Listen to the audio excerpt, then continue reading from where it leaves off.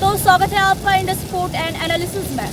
तो कश्मीर में इस बार करीबन 10 साल के बाद असेंबली इलेक्शन होने जा रहे हैं और ये इलेक्शन काफ़ी खास होगा क्योंकि आर्टिकल 370 एब्रोगेशन के बाद ये कश्मीर में पहला असेंबली इलेक्शन होने वाला है। पिछली बार जो असेंबली इलेक्शन हुआ था वो 2014 में हुआ था और उसके बाद कोई भी असेंबली इलेक्शन नहीं हुआ। आर्टिकल 370 एब्रोगेशन के बाद ये पहला इलेक्शन होने जा रहा है और इस बार मैदान में काफ़ी सारी नई पार्टीज भी उतरी है। मेन पार्टीज की अगर हम बात करेंगे तो उसमें से आता है एनसी यानी national conference, PDP, Congress, BJP, अपनी पार्टी है जेके पीपल्स कॉन्फ्रेंस पार्टी है, सीपीआई है वगैरह। और इस बार हम देखेंगे कि लोग अपना वोट, अपना सपोर्ट किस पार्टी को देंगे। और इस बार के जो इलेक्शन होने वाले हैं असेंबली इलेक्शन वो 3 फेजेस में होंगे। पहला जो फेज होगा वो होगा 18 सितंबर यानी कि कल। और इस इलेक्शन में इस बार 90 सीट्स होंगी जिनमें से 74 जनरल होंगी और जो बाकी सीट्स रहती है वो शेड्यूल्ड कास्ट्स और ट्राइब्स के लिए रिजर्व्ड है। और आज हम इसी सिलसिले में लोगों से बात करेंगे, उनकी राय जानने की कोशिश करेंगे कि वो अपना वोट, अपना सपोर्ट किस पार्टी को देंगे। आपका नाम है? सईद हफीज बुखारी। काफ़ी सारी पार्टीज उतर रही है इस बार कश्मीर के असेंबली इलेक्शन में। आप अपना वोट, अपना सपोर्ट किसको देंगे? अपना पार्टी। अपनी पार्टी को, मतलब उसकी कुछ खास वजहें होंगी? जो हमारा अपनी पार्टी के लीडर है जिसका नाम है गुलाम हसन मीर। जी, गुलाम हसन मीर वो लीडर है जिसने हमारी तहसील 3 तहसील 2 तहसील दी और नायाबत दी, वहाँ ब्लॉक दी, वहाँ उन्होंने बहुत अच्छा काम किया। इसलिए तो अगर अपना वोट कास्ट करना है इस लीडर को करना है जो काम करना है। बडगामी डिस्ट्रिक्ट बडगाम कश्मीर। जी, तो इस बार कश्मीर में बहुत टाइम के बाद असेंबली इलेक्शन होने जा रहे हैं, तो इस बार आपका सपोर्ट, आपका वोट किस पार्टी को है? दरअसल मैं मोदी फैन हूँ, मैं किसी पार्टी से नहीं जी। हूँ। आज मैंने मोदी जी का जन्मदिन मनाया तो इसलिए मैंने एक कविता भी लिखी है, मैं शायर भी हूँ जमाल बडगामी के नाम से। ये 17 सितंबर हो भारत मुबारक, मुबारक हो मोदी जन्मदिन मुबारक। बड़ी देर में एक बुद्धिमान जन्मा, बहादुर ये सेवक हो भारत मुबारक। तेरी मेहनतों के ही फल मिल रहे हैं, क्या अब रेगजारों में गुल खिल रहे हैं। किसानों को मेहनत का फल हो मुबारक, मुबारक हो मोदी जन्मदिन मुबारक। बशर हम सभी है, गलती तो होगी, है मुमकिन कहाँ होगा हर कोई जोगी। रिहा कैदियों को करो तो मुबारक, मुबारक हो मोदी जन्मदिन मुबारक।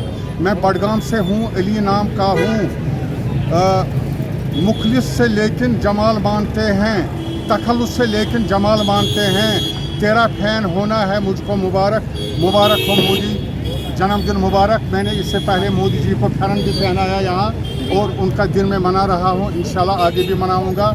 तो मोदी जी ने जो जम्मू कश्मीर के लिए काम किया उसकी जितनी तारीफ की जाए वो कम है। जैसा कि मोदी जी ने यहाँ अमन लाया, जो हम यहाँ लाल चौक में बैठे हैं, ये मोदी का देन है।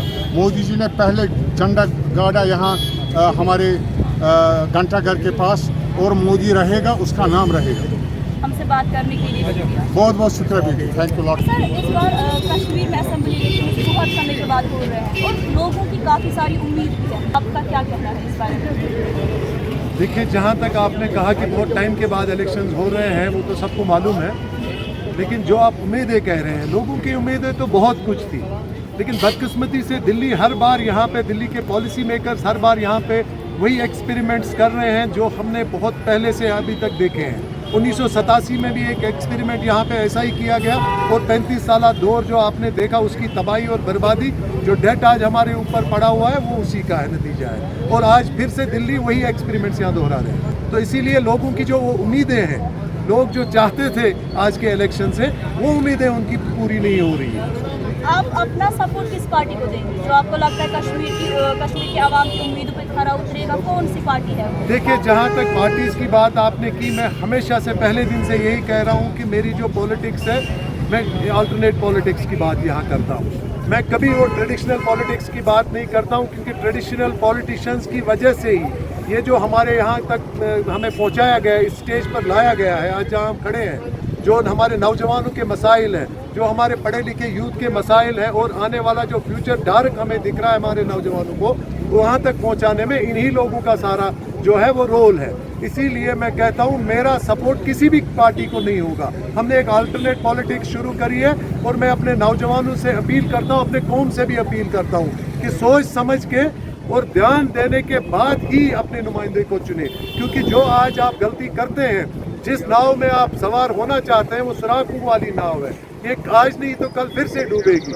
लेकिन अगर आपने अपने मुस्तकबिल को बचाना है, अपने मुस्तकबिल के लिए काम करना है, अगर आप नौजवान अपना मुस्तकबिल रोशन चाहते हैं, तो आपको उन लोगों को चुनना चाहिए जो इस पुराने ट्रेडिशनल पॉलिटिक्स से हट के हो, और आपने उसके लिए खुद खड़ा होना पड़ेगा। बिल्कुल बिल्कुल। काफ़ी सारी पार्टियों ने इसमें अपना मैनिफेस्टो रिलीज किया, काफ़ी सारे वादे उन्होंने इसमें कश्मीर की आवाम से किए हैं, आपका इस बारे में क्या कहना है? देखिए, जहाँ तक मैनिफेस्टोज की बात है, मैनिफेस्टो तो हर पार्टी हर 5 साल के बाद नया निकालती है, लेकिन मैनिफेस्टो निकालना कोई बहुत बड़ी बात नहीं होती है। बहुत बड़ी बात होती है कि उस मैनिफेस्टो को फिर अमलाना ग्राउंड पे।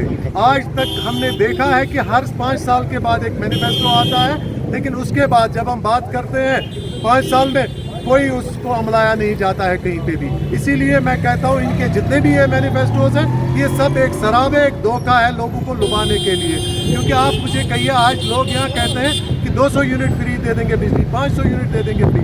क्या जब वो हुकूमत में थे, जब उनकी यहाँ चलती थी, जब हमारा अपना चीफ मिनिस्टर और लेजिस्लेटिव असेंबली इंटैक्ट थी, क्या उस टाइम उन्होंने कभी आवाम के बारे में उस बिजली को फ्री करने के बारे में सोचा? क्या उन्होंने ही हमारे पावर प्रोजेक्ट्स को जब बाहर की कंपनीज को बेचा, क्या उन्होंने उस टाइम बार्गेन उनके साथ किया अपने अवाम के लिए? नहीं। इसीलिए आज भी वो धोखा है, सिर्फ लोगों को लुभाने के लिए।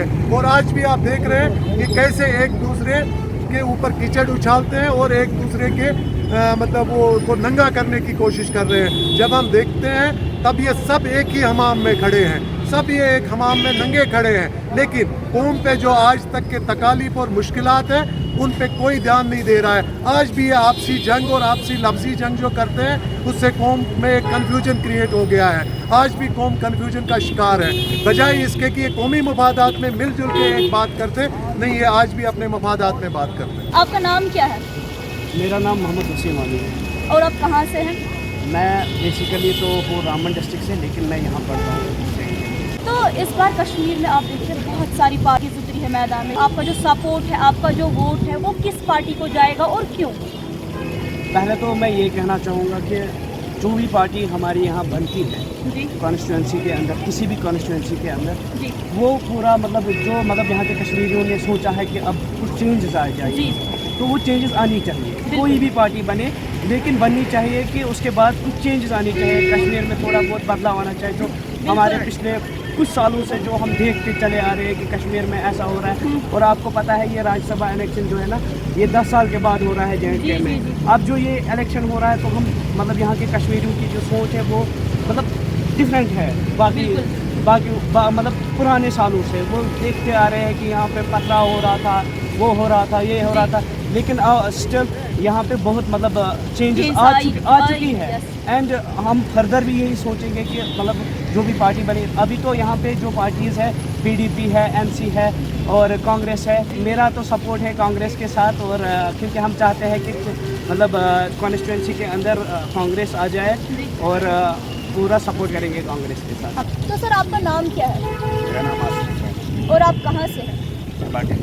बाटीपुरा से। तो असेंबली इलेक्शन हो रहे हैं करीब 10 साल के बाद, तो आपका जो इस बार वोट है, सपोर्ट है, या आपकी जो उम्मीद है वो किस पार्टी से है? देखिए, सबसे पहले बहुत बहुत शुक्रिया आपका। मैं पीपल्स डेमोक्रेटिक पार्टी का tribal centre state secretary Asif Hussain मेरा नाम है, और बड़े टाइम के बाद कश्मीर में और जम्मू में इलेक्शन होने जा रहा है विधानसभा का। शुक्रिया अदा करते हैं इलेक्शन कमिश्नर का। और जहाँ तक आपने ये पूछा कि किस पार्टी को सपोर्ट करें, मैंने पहले कह दिया कि मैं पार्टी की स्टेट सेक्रेटरी हूँ। और इस बार आप देख रहे हो कि खुद साउथ कश्मीर में रात के 11 बजे या 10 बजे के आसपास देखो लोग हज़ारों की तादाद में बाहर जल से जुलूस में आते हैं, नतीजा मुक्ति की रैलीज में आते हैं, कल्चर में आती है, महबूबा मुफ्ती में। तो इससे बड़ा वेव क्या हो सकता है? ये तो हो गया मतलब अनंतनाग साइड से बात। बाकी जो श्रीनगर में आप वेव देख रहे हैं, बारामूला साइड से वेव देख रहे हैं, इस बार इंजीनियर रशीद भी उतरे हैं मैदान में, BJP है, कांग्रेस है वगैरह, ये भी दिख रहे हैं मैदान में। जिस जगह में आप खड़ी हैं लाल चौक जी, आपने देखा यहाँ पे NC की अपनी पार्टी की, PDP की सबका रैलीज, लेकिन जो हमारा यूथ है यहाँ पे कैंडिडेट है PDP की तरफ से जो देश, आपने इसमें रैलीज को कवर किया, देखा होगा कि सबसे बड़ी रैलीज ये कैंपेन करना वगैरह ये सब कोई बड़ी बात तो नहीं है। बड़ी बात अगर कुछ है तो वो है लोगों की उम्मीदों पे खरा उतरना। क्या कोशिशें रहेंगी आपकी पार्टी से लोगों की उम्मीदों पे खरा उतरने की? कैंपेन करना कोई बड़ी बात तो है नहीं, मतलब कोई भी कर सकता है। बात जो है वो ये है कि आवाम के जो मतलब मसाइल है, उम्मीद है, उन पे खरा उतरना है। देखिए पीडीपी पार्टी का जो मंशूर है इस बार वो आपने देखा होगा, और उसके बाद जो लोगों की उम्मीदें हैं वो हमेशा पीडीपी की थी। और आप देखिए डेवलप इस पार्टी ने ज़्यादा। देखिए आर्टिकल 370 एप्रोप्रिएशन के बाद यहाँ पे काफ़ी सारी डेवलपमेंट आई है, आपने भी देखा होगा। इस बारे में आपका क्या कहना है? नो डाउट कि स्ट्रीट बिल्डिंग का ये आना ठीक है। मेरी गुजारिश है तमाम JNK के लोगों से, क्या ये मेरी माएँ हैं, बहनें हैं, दोस्त हैं, बुज़ुर्ग हैं या मेरी बहन है, उनसे मैं गुजारिश करना चाहता हूँ जालिमों के खिलाफ वोट डालना चाहिए।